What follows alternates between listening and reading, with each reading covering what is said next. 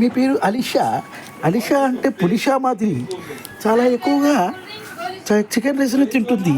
Chicken rice అంటే ఎందుకు తింటావు అమ్మాయి అంటే, చికెన్ రైస్ అంటే నాకు చాలా ఇష్టం అంటుంది. ఈమె కాడ ఒకసారి అడిగి చూద్దాం. ఏమ్మాయి అలిషా, నీకు చికెన్ రైస్ అంటే చాలా ఇష్టమా? లేదు. మరి ఎందుకు తింటున్నావు పిల్ల? ఏమో డాడీ తెస్తే తింటున్నా. అంతేనా? నీకు ఇష్టం కాదా? కాదు. మరి చికెన్ ముక్కలు ఎందుకు పక్కన పెట్టినావు? ఏమో. ఎందుకు అలా ఏమో అంటావు? ఏం తెలుసు నాకు కూడా. ఏం తెలియకుండా ఎలా తింటున్నావు?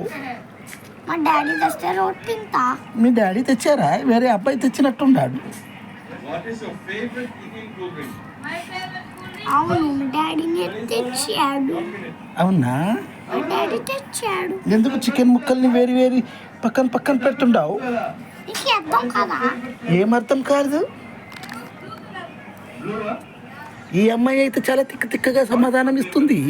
ఈమె పేరు అలీనిషా. ఈమెకి తోక పెడితే మాత్రం పులినిషా. ఈమె పులి లాంటి అమ్మాయి. చాలా చక్కగా మాట్లాడుద్ది, చాలా చక్కగా చికెన్ రైస్ తినిద్ది.